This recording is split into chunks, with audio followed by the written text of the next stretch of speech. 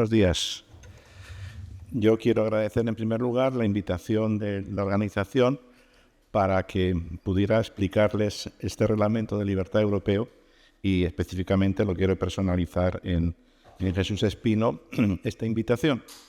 Le decía yo antes a Jesús que lamentaba mucho que mi conferencia fuera después de la precedente, porque ha sido realmente una conferencia, además de estupenda, pero muy amena, ¿no? Y que lamentaba, claro, que mi conferencia no va a ser tan amena, ¿no? Así que ya de antemano me disculpo. Pero en fin, como estamos muy escasos de tiempo, voy a empezar ya, empezando con una pequeña introducción. Primero decir que en efecto el reglamento del que voy a hablar se denomina así, Reglamento sobre la Libertad de los Medios de Comunicación, que es el segundo nombre, diríamos. El primero, que es necesario decir, es Reglamento por el que se establece un marco común para los servicios de medios de comunicación en el mercado interior. Es decir, prácticamente es un reglamento que va a regula los servicios de medios de comunicación. Es un reglamento muy importante porque ciertamente tiene una relevancia económica que deriva de la propia relevancia de los propios medios. Y segundo, una relevancia social porque no en escasa medida, como todos sabemos, en la sociedad democrática los medios son determinadores de la formación de la opinión pública y las democracias modernas, como sabemos también, pues son unos sistemas de opinión pública, ¿no? Importante, además de esta relevancia económica y social del reglamento, es que por primera vez, como norma europea, se va a aplicar a todos los medios. Por tanto, a los medios tradicionales, radio, televisión, los nuevos medios digitales y también a la prensa. El planteamiento, como digo, es económico. No hay que olvidar que la comunidad tiene el fundamento, digamos, de su capacidad normativa en los principios que presidieron la propia fundación de la entonces Comunidades Europeas, ahora ya Unión, ¿no? Sencillamente, pues las libertades de circulación de personas, de mercancías, de capitales y de servicios. Por tanto, los servicios como actividad económica es algo que la comunidad no tiene más remedio que regular, pero no solamente por razones económicas, lo recalca el reglamento, también por razones muy importantes que tienen que ver con los derechos fundamentales de expresión y de información vinculados al pluralismo de los medios, que entiende que es algo capital en la Unión. Lo importante, al cabo, como normación europea, es que lo que trata de hacer la Unión es armonizar las distintas legislaciones de los Estados miembros.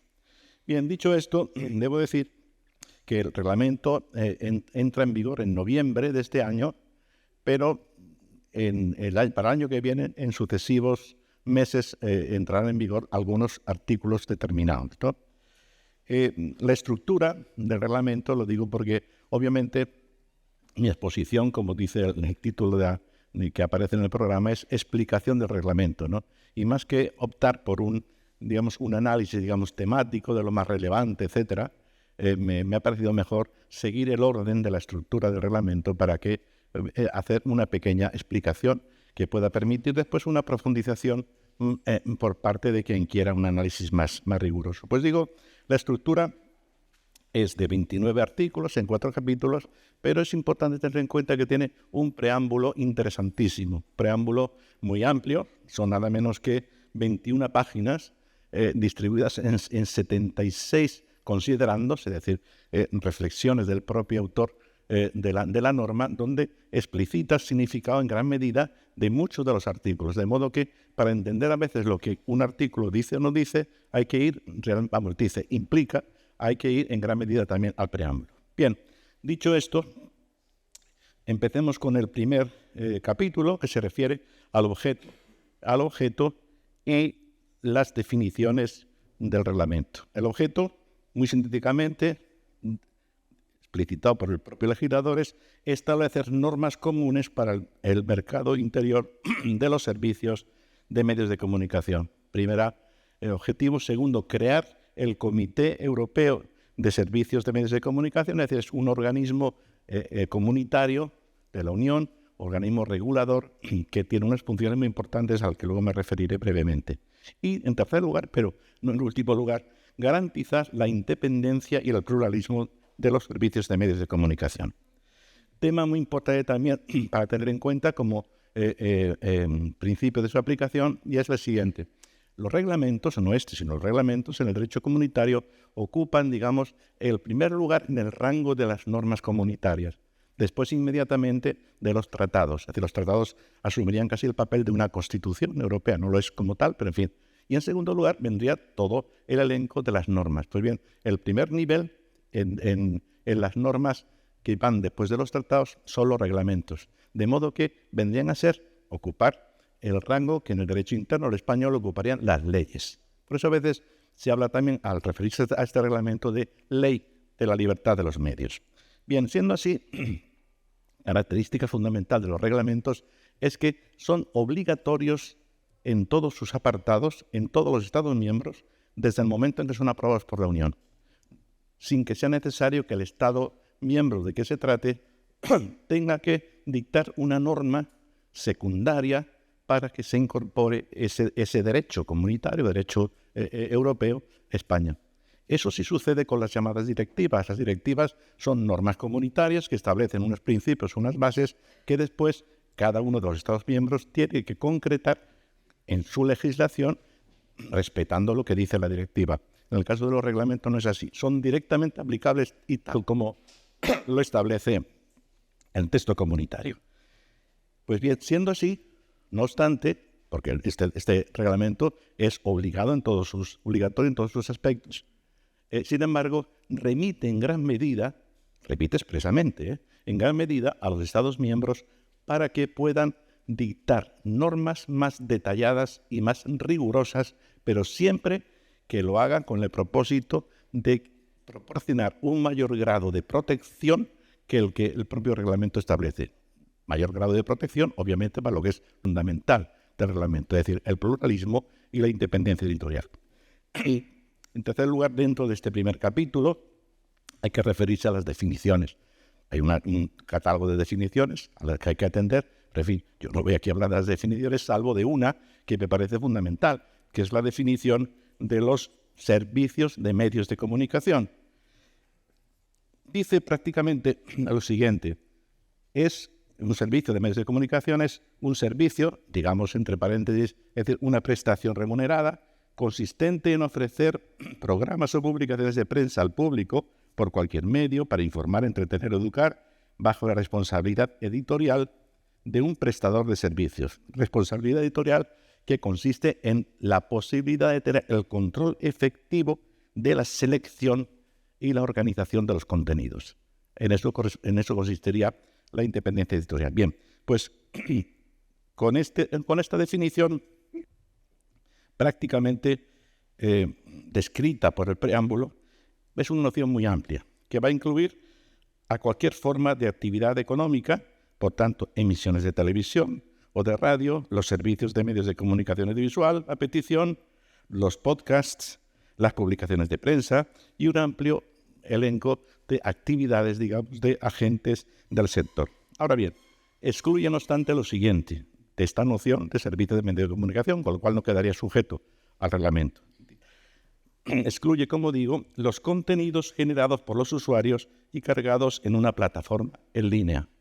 Por tanto, prácticamente lo que a veces no a veces, solamente los vídeos que se intercambian a través de plataforma, prácticamente quedarían ajenos a la obligación de sujetarse al reglamento, salvo que, como dice el propio reglamento, vengan a constituir una actividad profesional remunerada.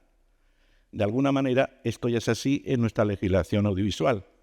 La Ley General de Comunicación Audiovisual viene a convertir ciertamente en prestadores de un servicio de comunicación audiovisual a los que usen este servicio de intercambio de vídeos por plataforma, lo usen de una manera, digamos, regular, profesional, es decir, prácticamente lo que muchos, youtubers, etcétera, pues entendemos que han hecho profesión prácticamente de esa actividad.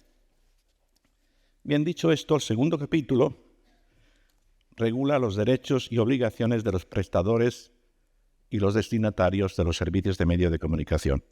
Lo hace estableciendo más que una serie de derechos a favor de los destinatarios, un único derecho, que es el derecho al pluralismo, que ahora diré prácticamente qué consiste. Junto a lo cual añade los derechos de los prestadores de los servicios y también las obligaciones de estos. El derecho al pluralismo, como digo, es un elemento clave junto con la independencia editorial en el reglamento.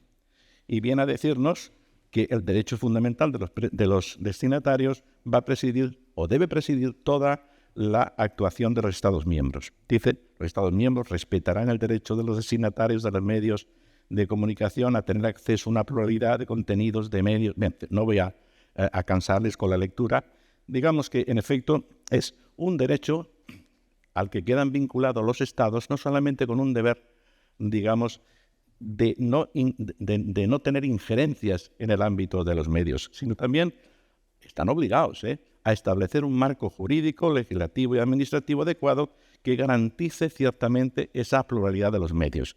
En mi opinión, no solamente, esta es opinión mía, pero yo creo que se deduce prácticamente del reglamento, en mi opinión, no solamente garantiza que haya pluralidad de medios, sino incluso lo que podríamos denominar el pluralismo interno en el seno de los medios, que establecerá un equilibrio entre lo que sería la línea ideológica del prestador, digamos, del propietario, podríamos decir, y después digamos, los agentes editoriales, prácticamente el editor, redactores jefes, etcétera, etcétera. Bien. Como derechos de los prestadores, establece los siguientes. En primer lugar, la libertad de empresa, es decir, el derecho a ejercer actividades económicas en el sector sin restricciones distintas de las que permita la Unión Europea, y en su caso el derecho nacional.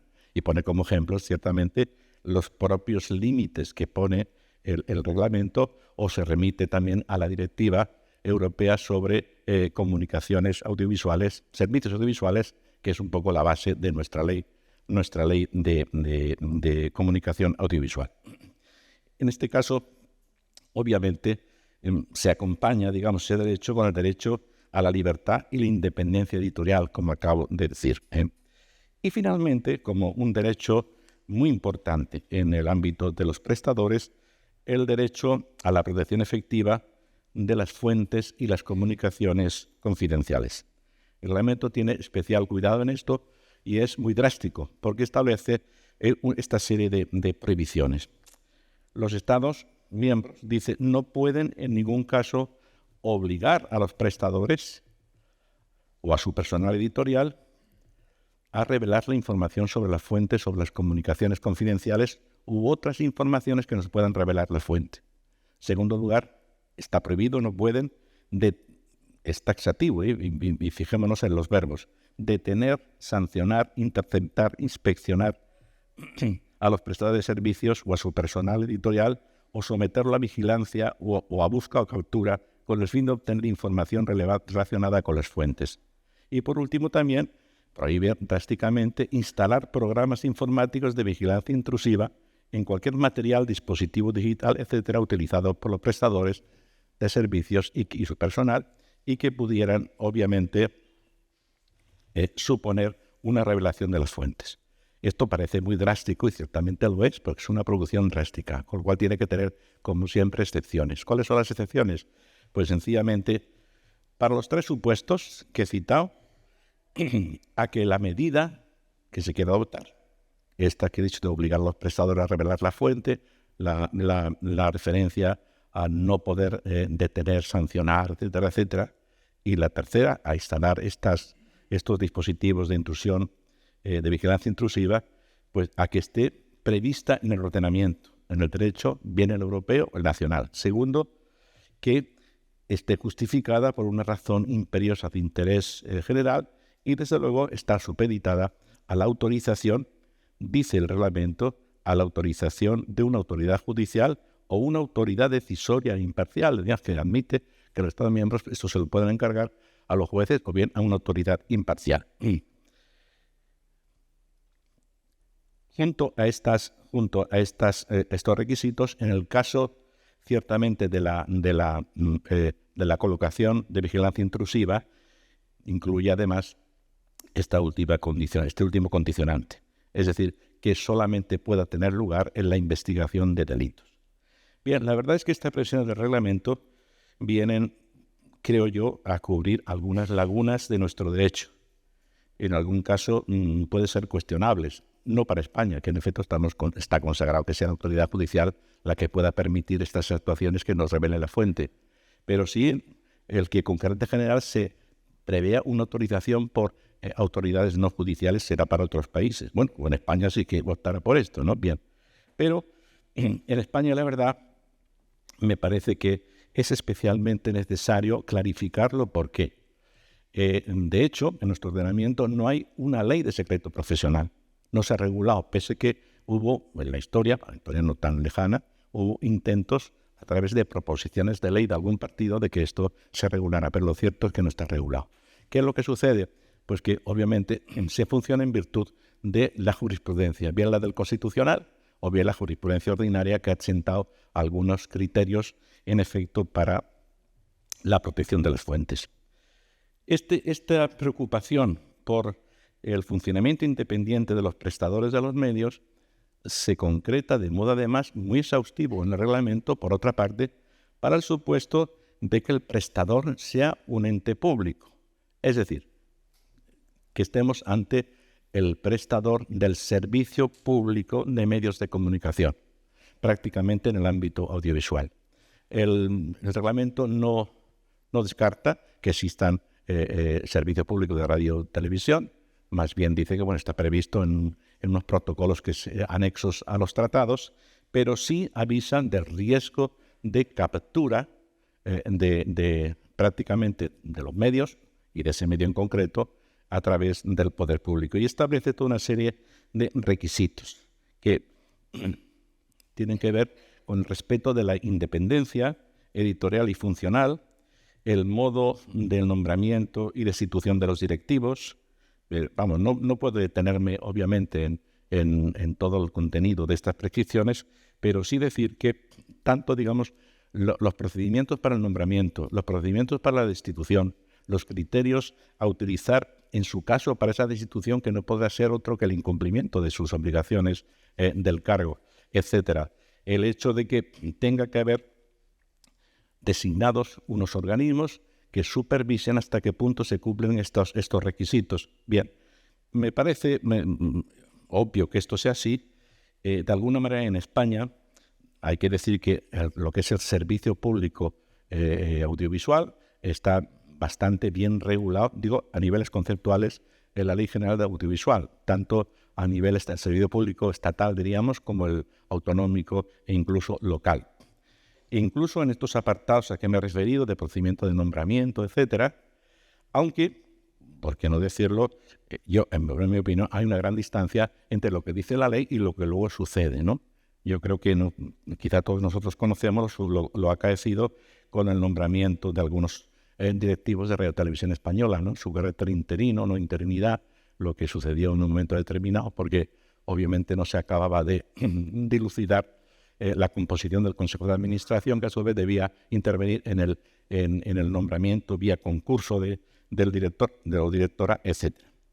Por tanto, bien venga esta regulación comunitaria del servicio público, pero que en España habría quizá que revisar un poco la legislación para ajustarse al respecto. En cuanto a las obligaciones de los prestadores de servicios, los centra fundamentalmente en dos. Uno, la obligación de transparencia y la obligación de independencia editorial ante las decisiones editoriales. Me explico. Una obligación de transparencia de los medios que les va a implicar el facilitar un modo de conocimiento por los usuarios de su identidad, su nombre, los titulares directos, de las acciones en su caso, si es una sociedad por acciones, incluso de los titulares reales, dice el reglamento, es decir, los titulares fiduciarios, a los que están detrás pero no aparecen con su nombre, cosa que en España sería complicado porque el negocio de fiducia es un tema complejo en nuestro país, pero en otros ámbitos del derecho europeo pues sí pueden ser. Pero fundamentalmente interesante también es que en esa transparencia de los propios medios, de la empresa a última hora de medios, tienen que poner a disposición, digamos, de los usuarios el total de los fondos públicos destinados a publicidad estatal que ha recibido, y además de los ingresos que puede haber recibido por publicidad de autoridades o entidades públicas de terceros países. Por tanto, que esto está detrás un poco de la posible injerencia de estados terceros en el ámbito de los medios europeos, ¿no? Junto a ello, se establece una obligación de transparencia no ya a cargo de los propios prestadores, sino también del Estado, que queda obligado a crear por las autoridades y los reguladores nacionales, me imagino que en el caso de España sería la Comisión Nacional de los Mercados y la Competencia, de una base de datos sobre la propiedad de los medios que contengan todo lo que hemos visto antes. Es decir, que en esa base de datos, lo que a veces se ha comentado en la prensa, en los registros sobre los medios, pues aparezca la titularidad de los miembros titulares de esos medios, el nivel, digamos, de responsabilidad que los mismos tienen y finalmente incluso los ingresos que puedan recibir. Es verdad que en nuestro país ya existen reglas sobre este tipo de transparencia, fundamentalmente en los medios audiovisuales, pero obviamente sin el rigor que el reglamento contempla. En segundo lugar, decía obligación de independencia editorial de las decisiones editoriales, es decir, una independencia no solamente, como decía, en el establecimiento de la línea editorial del medio, que se puede producir, que puede haber algún tipo de antinomia entre el establecimiento de esa línea por el prestador y lo que puede establecer el Estado o alguna expresión de otro tipo. No, en este caso es, digamos, que se respete la independencia en las decisiones editoriales, en el día a día del medio correspondiente, de modo que se establezca, digamos, un equilibrio, como antes decía, entre la línea editorial que fija el prestador como tal, la empresa, y obviamente el personal que lleva a cabo las decisiones editoriales del día a día. Bien. Hay un tercer capítulo que es quizá, junto con el anterior, el más enjundioso del reglamento, ¿no? Es el capítulo tercero, donde se abordan estos puntos. Una referencia primero, una regulación de las llamadas autoridades independientes, tanto las nacionales, a las que somete a un cierto control, una cierta regulación, fundamentalmente en lo que se refiere a dos capítulos que me parecen interesantes. Primero, el que se reconoce la capacidad como tal y como autoridad, en su caso organismo regulador, con competencia pública para recabar información para llevar a cabo sus cometidos, no digo con carácter coercitivo, sino con un carácter vinculante. No se puede decir no te doy la información, en primer lugar. Y segundo, la importancia que tiene, digamos, de la cooperación y colaboración entre los diversos organismos reguladores europeos en la materia. Segundo nivel al que me refería, la creación de este comité europeo que tiene muy importantes funciones, de orden, digamos, normativo, de orden, digamos, de fomentar la cooperación entre los reguladores nacionales y realmente con un carácter casi decisorio cuando haya conflictos, porque tiene la capacidad de emitir dictámenes, lo que se llaman dictámenes. Los dictámenes son un cuarto nivel dentro de los llamados actos de la Unión Europea, ¿no? Que no tienen valor normativo como tal, pero sí un carácter vinculante relevante. En segundo lugar, en ese capítulo nos habla, como decía, de la cooperación y la convergencia normativa. ¿Qué es lo que intenta el reglamento? El prólogo lo explica bastante bien. Digamos, se trata de alguna manera no solamente, digamos, de establecer la armonización de las normativas, cosa que hacen las normas comunitarias, sino establecer una cooperación en el día a día entre los Estados miembros. Cooperación que tiene que responder a lo siguiente. En general, en un sistema como el europeo, donde hay una libertad de circulación de los servicios de comunicación entre países, pues ciertamente en teoría habría que decidir, si hay servicios que, por ejemplo, se emiten por un prestador establecido en Alemania, pero se reciben esos servicios, sus contenidos, se reciben en España, pues a lo mejor, y en otros Estados miembros, habría que someterse al control e intervención sucesivamente de cada uno de los estados. Eso sería una barbaridad porque vendría de alguna manera a impedir esa auténtica libertad de circulación. Bien, ¿cuál es el principio por el que opta desde la primera directiva sobre televisión? Ya hace años la llamada Televisión sin Fronteras, ¿no?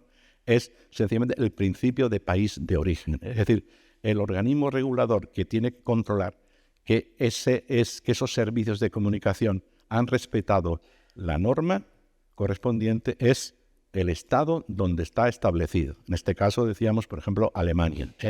Y después, los demás Estados miembros donde se puedan recibir esos contenidos o esos servicios, pues sencillamente tienen que aceptar sin ningún tipo de restricción a lo que reciban. Es verdad que Alemania en este caso tendría que haber respetado la norma europea que armoniza esas legislaciones internas, ¿no?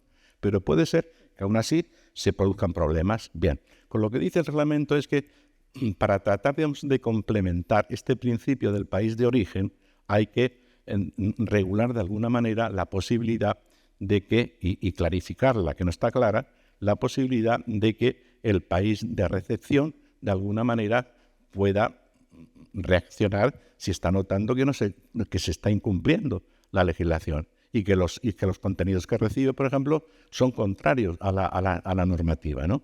Bueno, pues lo que establece es todo un mecanismo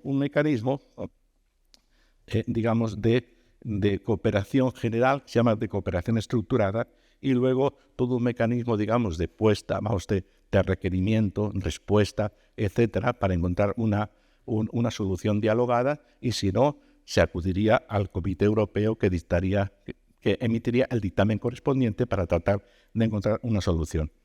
Digamos, la hipótesis no es puramente retórica, ¿no?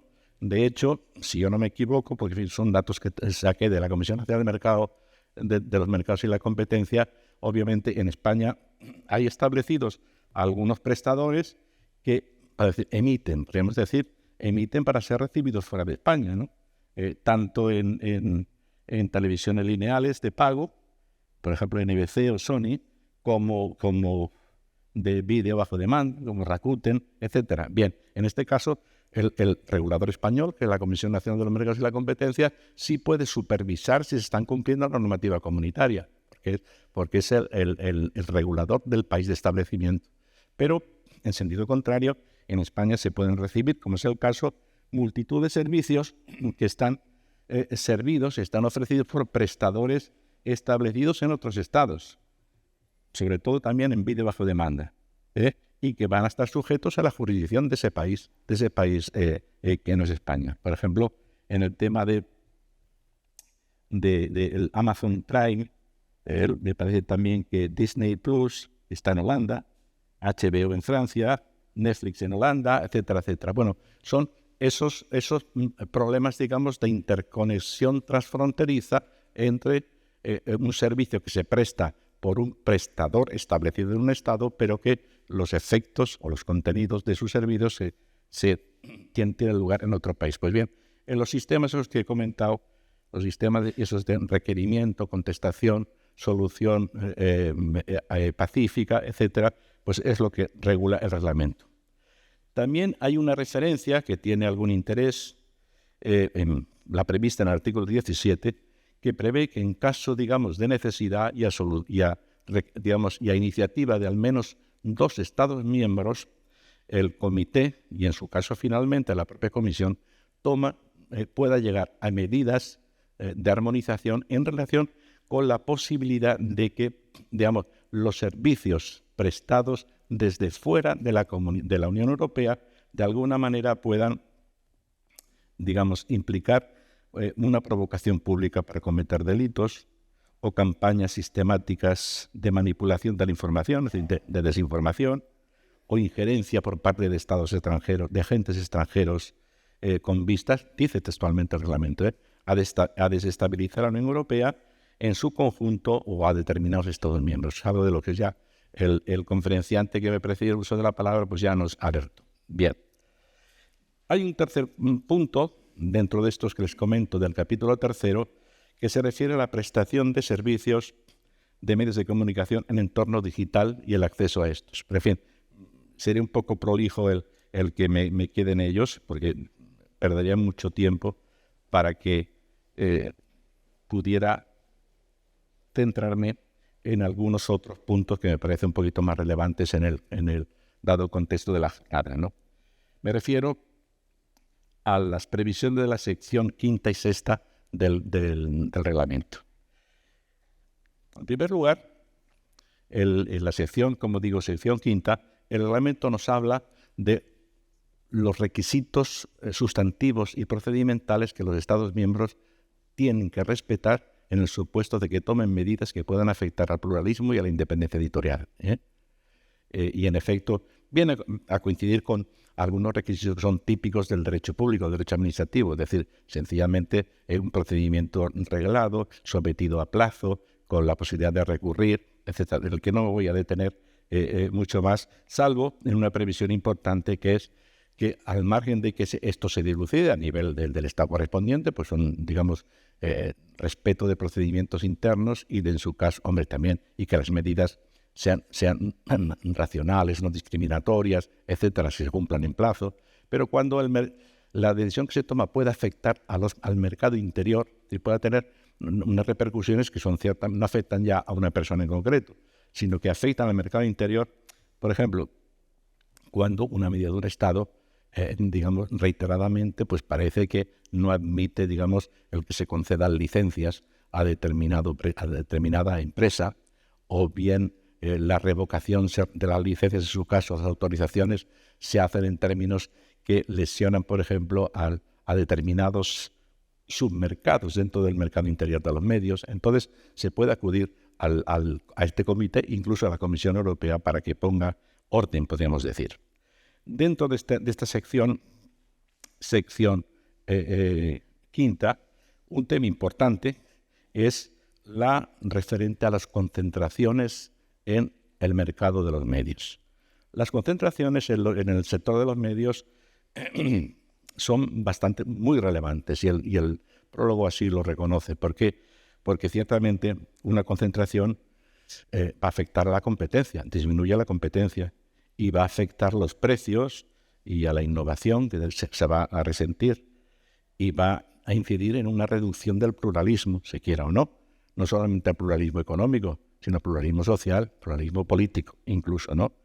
Y en definitiva va a afectar a lo que es la justificación final del pluralismo y la independencia editorial. Va a afectar a la formación de la opinión pública, obviamente que es condición sine qua non de un sistema democrático.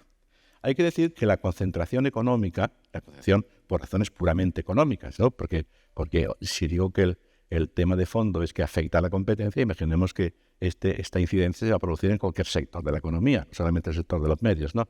Pues bien, las concentraciones en el ámbito económico están ya hoy reguladas, ¿no? Por la Directiva Comunitaria sobre Concentración y en nuestro país pues por la Ley de Defensa de la Competencia, ¿no? Pero lo que hace el reglamento es especificar algunas reglas cuando la concentración, aparte de tener que respetar esas reglas de orden económico, se produce en el campo de los medios. De manera que en el artículo 22 se establece toda una serie de requisitos para que los Estados miembros valoren las concentraciones, introduciendo en la evaluación, que es algo que tiene que hacer, se hace a nivel nacional. En el ámbito, digamos, de las concentraciones puramente económicas, cuando la concentración tiene dimensión comunitaria por el volumen, digamos, por el volumen de las empresas, mejor dicho, del conglomerado de empresas resultantes, tienen dimensión comunitaria. En ese caso, la decisión al respecto de si es posible o no la toma la Unión Europea. El Estado español en este caso no entraría.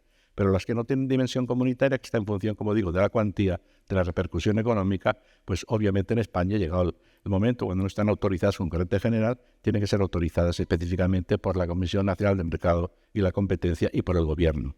Pues bien, en este caso, además de todo eso, se establecen unas exigencias que tienen que ver con el pluralismo. Es decir, la evaluación, para su caso su autorización o no, de la concentración tiene que tener en cuenta elementos que tienen que ver con el pluralismo mediático. Es más, con soluciones que tienen interés, soluciones con argumentos que tienen interés, porque deberá valorarse muy bien hasta qué punto queda resentido o no ese pluralismo, hasta qué punto los posibles elementos económicos que justificaran la concentración no podían resolverse por otra vía, que no fuera de la concentración de la empresa, etcétera. Y por último, porque ya me queda muy poco tiempo, o casi ninguno,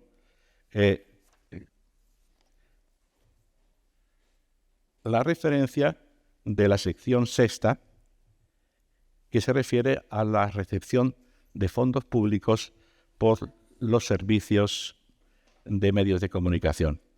En esta sección, prácticamente, el reglamento aporta dos cuestiones. En primer lugar, tiene que ver, obviamente, con los fondos que se reciban, pero lo que le interesa es una regulación de la medición de las audiencias, en la medida que ciertamente los resultados de una medición de audiencias tienen que ver, obviamente, con los ingresos que luego pueda recibir por publicidad, lógicamente al medio de que se trate, ¿no?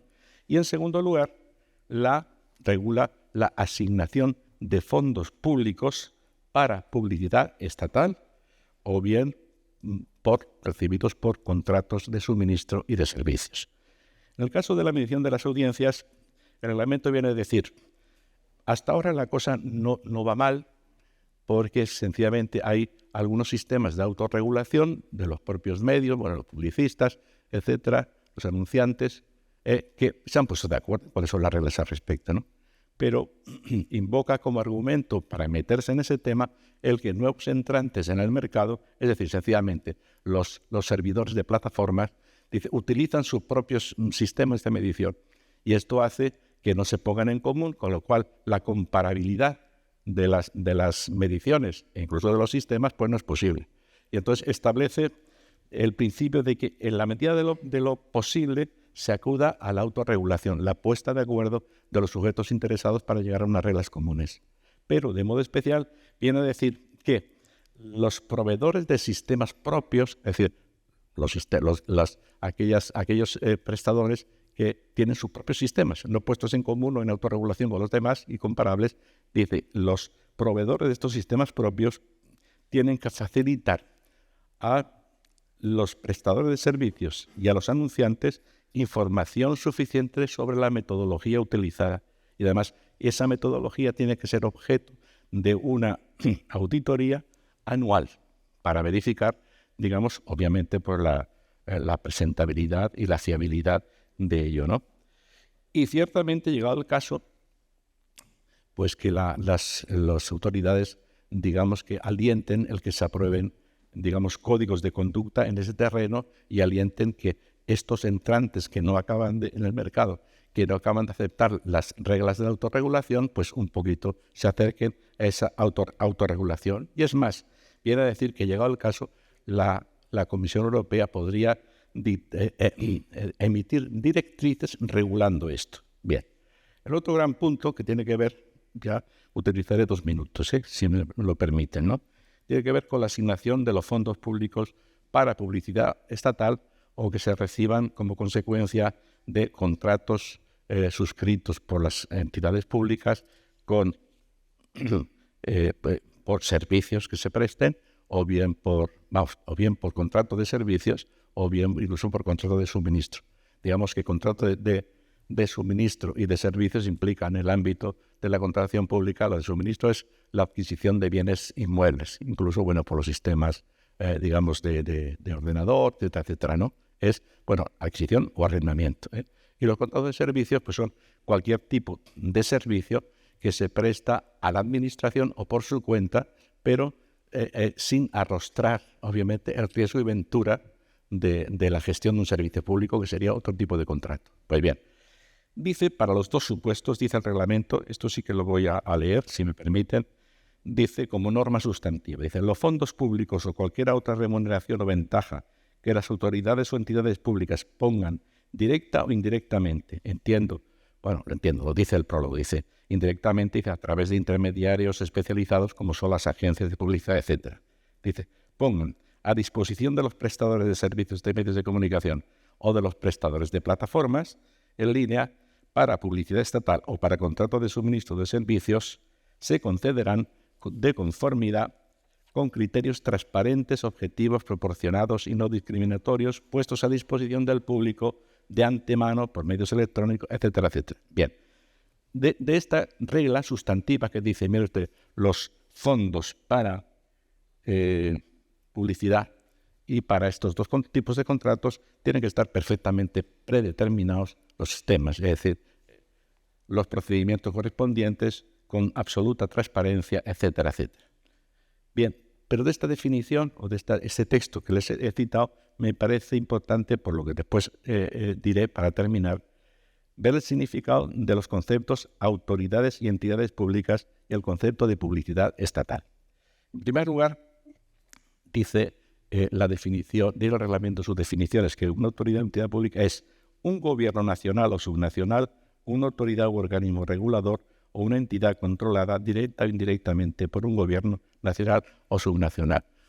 Fijémonos en esto, es decir, sencillamente son prácticamente los gobiernos, pues el nacional, el estatal, si es en España, o los subnacionales, y cualquier entidad a última hora que pertenezca al sector público. Después diré qué sucede es decir, qué entidades componen el sector público en España. Bien, pero se fija para establecer, digamos, este concepto de autoridad a que esa entidad final, por ejemplo, una sociedad mercantil pública, esté prácticamente controlada. Bien.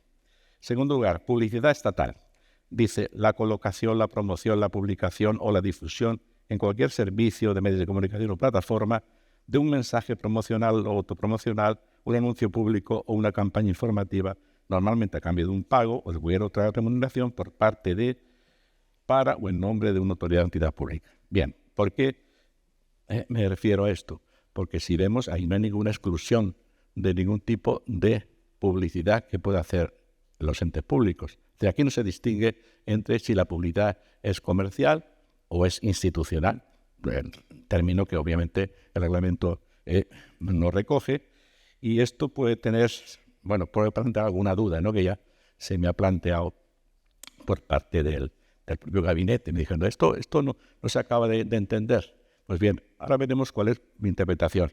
Lo importante es que la definición de publicidad estatal es esta y que el criterio de última hora de incorporación de los sujetos que ciertamente pudieran quedar sometidos a esta legislación del reglamento por motivos de publicidad estatal son los que he comentado.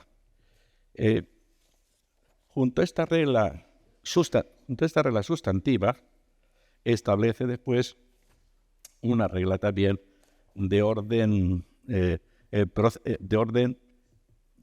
procedimental, pero ciertamente muy garantista, que también leo muy de corrido. Dice, los Estados miembros procurarán velar porque el gasto público anual global asignado para publicidad estatal se distribuya a una amplia pluralidad de prestadores de servicios de medios, teniendo en cuenta las especificidades nacionales y locales en los mercados de medios de comunicación de que se trate. Bien, estas dos reglas finalmente se culminan con la siguiente, que tiene que ver con la transparencia, que las autoridades y entidades públicas harán público anualmente por medios electrónicos y fáciles de uso información sobre su gasto público en publicidad estatal. Dicha información incluirá al menos lo siguiente: denominaciones legales de los prestadores de los que se han adquirido servicios, cuando proceda denominación legales de los grupos empresariales de los que formen parte de dichos prestadores, importe anual del gasto e importes anuales del gasto respecto a cada uno de los prestadores de servicios o de plataforma que hayan recibido estos fondos. Bien, para terminar, como decía, como animaba, y ya veo que estoy terminando mi tiempo, diré qué pasa con esto en relación con nuestro sistema. Pues bien, intentaré responder a esas preguntas que he dicho que me habían planteado. En primer lugar, en mi opinión, si uno analiza la legislación vigente sobre publicidad institucional en España, la legislación del Estado lo que hace es que excluye como tal de la regulación de la publicidad institucional, por tanto iría al margen con el régimen de la legislación de publicidad, de la Ley General de Publicidad, excluye, dice, la que se desarrolle en el ámbito empresarial, industrial, mercantil, comercial, del ente público de que se trate siempre que tenga estos fines. ¿Eso qué quiere decir? Hombre, en el conjunto de entes del sector público que regula nuestra legislación, aparece obviamente la Administración del Estado, digo en el ámbito del Estado, la Administración General del Estado. En segundo lugar, aparecen las corporaciones, las entidades de derecho público que están vinculadas o dependen del Estado, las entidades públicas empresariales tienen carácter público, pero son empresas como tal, ¿no? Y finalmente las sociedades mercantiles estatales. Y dice, lo que hagan en el ámbito industrial, mercantil o comercial no se sujeta a la ley de publicidad institucional. ¿Quiénes pueden hacer esto? En razón de sus fines. Pues ciertamente, excepcionalmente, si así está determinado en su estatuto, los organismos autónomos, las entidades públicas empresariales de suyo y las sociedades mercantiles pues también de suyo. Porque ciertamente no se concibe uno que la visión del Estado puede tener propósito comercial, industrial o mercantil. Bien, eso por un lado. Por ejemplo, la legislación andaluza, que yo sepa, viene a reiterar lo mismo. Bueno, ¿qué pasa entonces ante esa tesitura? Que el reglamento dice, pues podemos pensar, bueno, ha sido un despiste el reglamento. Yo creo que no. Recordemos que habla estrictamente de publicidad estatal. En tercer lugar, el reglamento lo que dice, para que quede sujeta esta publicidad al ámbito de lo que dice el reglamento, es que lo hagan entidades públicas controladas por los gobiernos. ¿Qué es lo que habrá que hacer? Si no hay ninguna modificación normativa española que lo aclare, pues entiendo sencillamente que analizar uno por uno hasta qué punto hay control o no de esas entidades por el gobierno, el autonómico, el estatal, etcétera. ¿Cómo sabemos si hay control o no? Pues sencillamente ver, por ejemplo, hasta qué punto tiene influencia decisoria sobre las actividades de ese ente público. O sencillamente nombra directamente o no al máximo órgano de la entidad de que se trate. Tiene, digamos, si se trata de una sociedad mercantil, tiene un capital, el Estado ahí, que le permite, digamos, tener influencia decisoria. Vale.